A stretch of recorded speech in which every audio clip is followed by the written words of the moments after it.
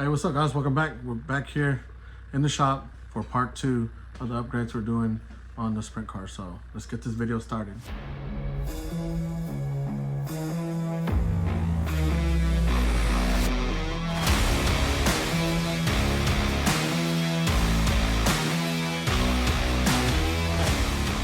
Alright guys, like I said, we're back with part 2 on doing the upgrades for our Sprint car here, our X-ray based Tech Light chassis car. We ended off with doing the rear of the car.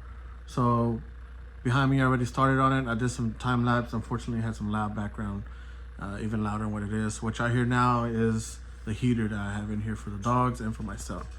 So let's check this out.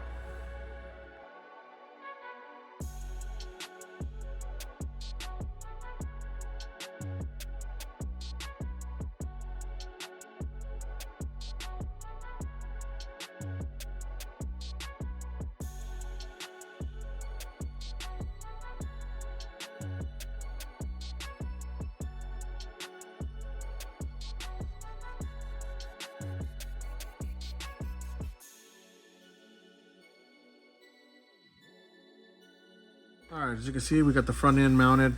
On the time lapse, I had went ahead and put this back plate is for the camber links, but I'm going to go ahead and stick with the stock locations for now. We did pretty good with it, and if we need to change it, we will. It's available to us.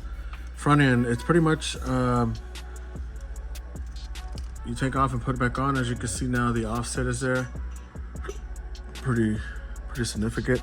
But we had to start over, take it back apart, because the way this offset is, if you see here, the mounting holes for the cage, where there's not one here. So I had to go back to his Facebook page and check it out to see exactly how this cage is going to mount when the holes are in line with this piece right here. So this piece I had to cut off. It usually comes out to here. It's bracing, stock bracing from the kit. I'll put a clip on right here of what it looks like.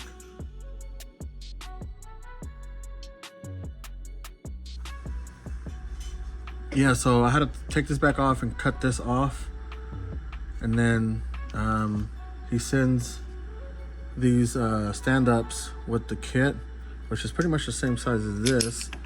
So, but these are a little heavier, and I got the other replacement ones, for the battery holder and everything, but I really don't want to add that much weight to the car. So what we did is we chopped off the front of that, where it goes right here, and then we added that stand up there. So now this sits like that. So not bad. Now, fortunately and unfortunately, this cage now belongs with this car. I had to do a couple little grinding here because the nut here will hit the front of this front post, because this goes right here in front of it. So there's some grinding there, some grinding here. So, but it's okay. This cage came with the car when I purchased it. I was just been putting the other ones that I have on it. So this will just be for the other Sprint cars that I have. So this is dedicated to this car, but that's fine. We'll go ahead and take all the panels off so we can cut it, trim it how we need it, and get ready for the body we're gonna mount. So everything is on here except the front new bumper. We'll put that on here in a minute. All it is 2 bolts, and we'll do that. As you can see, it's offset itself as well. So yeah, we got the new fan mount there, pretty cool, 3D printed. Everything's pretty much on there now. So yeah, so all we lack is putting the front bumper and installing electronics. Now electronics, I did run out of double-sided tape, which is what we use to mount and stick the electronics onto the car. But I'll go ahead and mount the motor and set the electronics in place, and then we'll get to the shocks and what we're gonna do.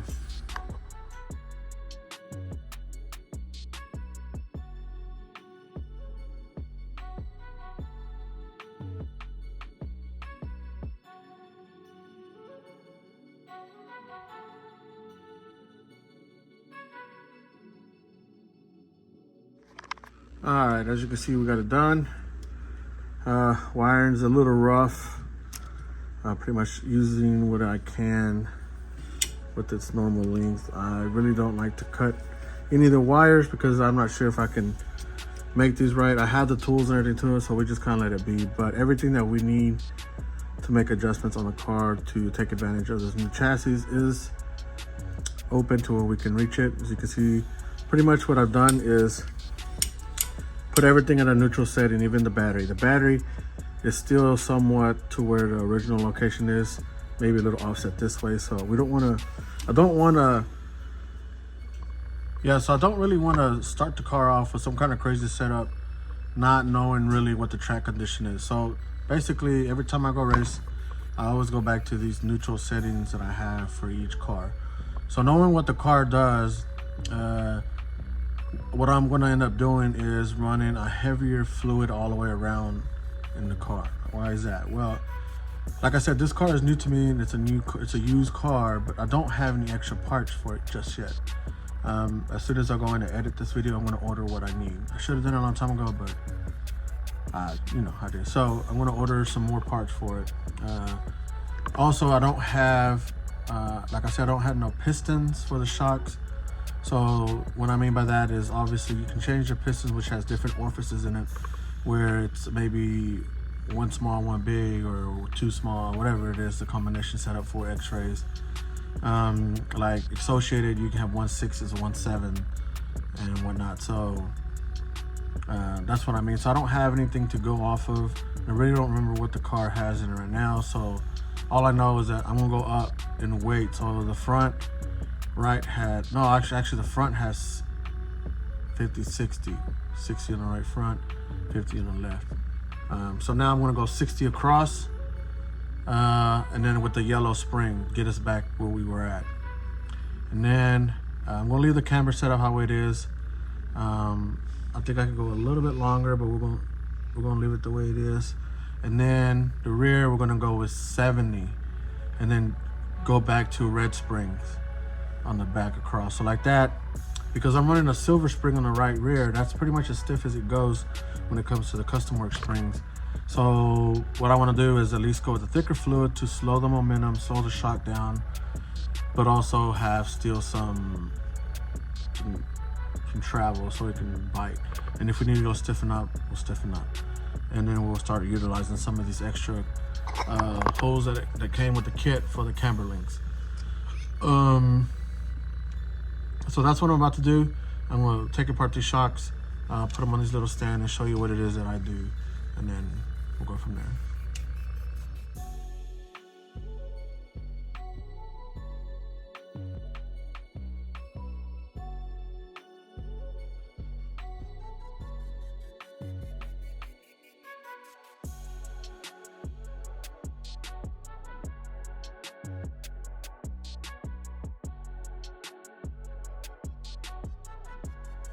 All right, as you can tell, we have taken our shocks apart. Here they are, with some air.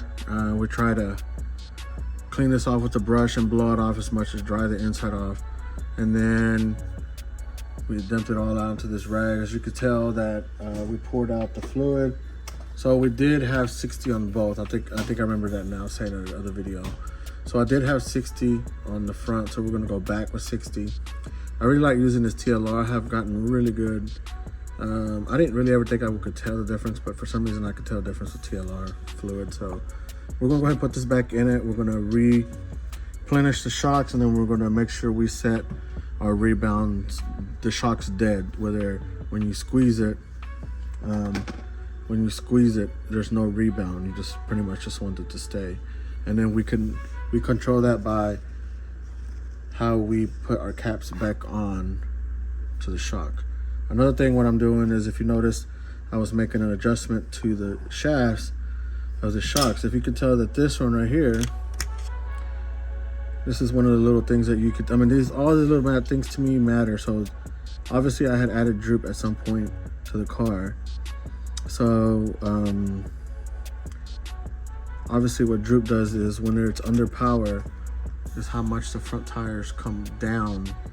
They droop down, And what that is pretty much doing is allowing transfer of weight to the rear under power. And so if you have droop in the rear, when it goes into the turn, the more more droop it has, the more steer it gives it.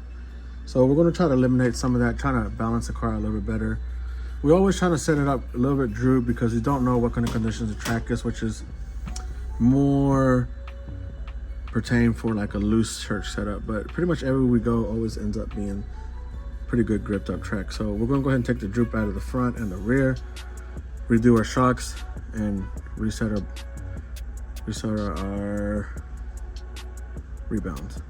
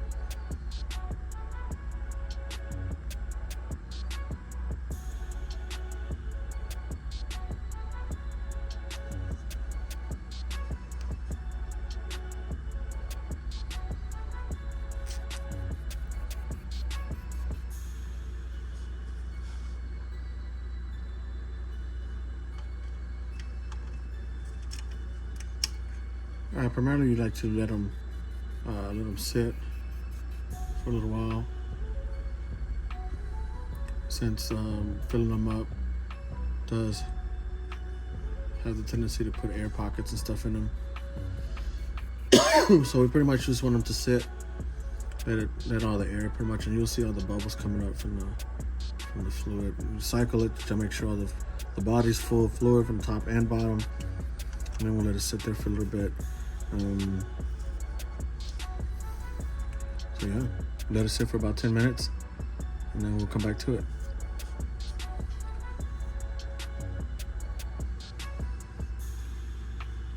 All right, so they've been sitting for a little bit. One of the things, like I said, to set the rebound, I just want to make sure these caps are clean. Now, I usually run shocks with bladders, which means you could put a bladder in here, but for these shocks, I don't have a setup like that. So as you can see, this goes in that little bitty cap in there. So I'll show you what I do here.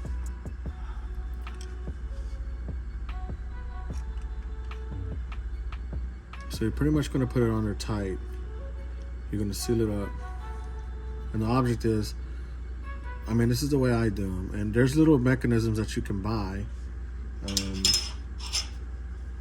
I recommend getting one of these tools because it's really good to hold the bodies and everything, so you don't damage any of the shocks. Especially shocks can get pretty expensive. So as you'll see, fluid will start coming out. You see that? So we're pretty much what we're doing is, when it starts bubbling, it's just pushing all the air out and any excessive fluid that's in there. You want to keep the bolt on there so that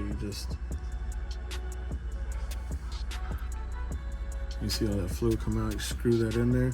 It's all, and the associated shocks have the same thing. So, and the object is, put it nice and tight. Clean the excessive off. So we'll see when you push it, that shock doesn't come back down. That's a dead shot, to my understanding. So, yeah, So what happens is you can set them where they have rebound, so it goes like this, and then it come back down. Now you have to pretty much be able to set them all the same, and to me it's easier just to set them dead. Now I'm pretty sure it would come in useful certain situations, but I've always set mine dead. So what I've always been known to do or been shown to do, so that's what I go with. So yeah, so we're pretty much going to repeat the same process for the rest of the shocks. We'll mount it up and then we'll final up.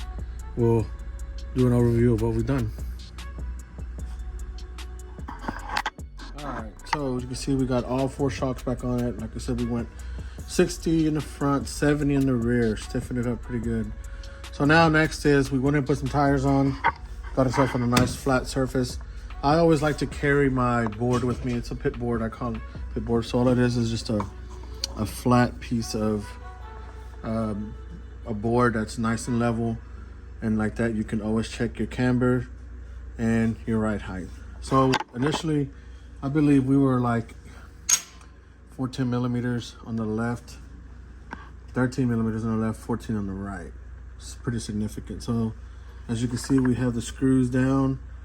Pretty much have to give us some adjustments. We're at 17 in the front, about 18 in the rear. So yeah, so there it is. We pretty much, that is going to be our setup to start off with. We will lower it, raise it as needed at the track, make any kind of adjustments that we need, but overall that is it. All right guys, so that's it. We put some work in. It's Thursday night.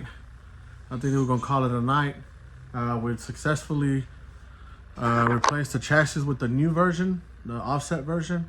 I'll still keep obviously the other one just in case for some ever reason I don't like it, or maybe I don't know. I don't see why not, but so we altered the cage, we put new fluid, set the ride height, transferred everything, and we're ready to go. What was I gonna say? Overall thoughts on the build, or at least when it comes to changing out the chassis. I really didn't. It's kind of odd to have to cut part of the kit, but I mean, I see what he did and why you have to do it. So at the end of the day, you got to do what you got to do. I think it will be very, very helpful to the car for the characteristics that it has, just on its regular chassis and how it turns, how it's always turned.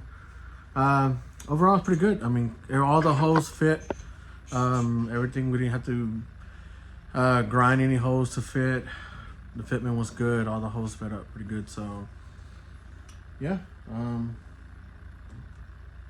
it's a sprint car and everything's pretty tight in there. But like I said, we can reach all the adjustments that we need to make to utilize all of the chassis and the adjustment that comes with it.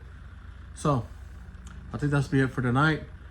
Tomorrow is Friday. I don't know. I don't think I'm gonna make it to Indy. I got off late to work and everything, so tomorrow what I'd like to do is start on the body.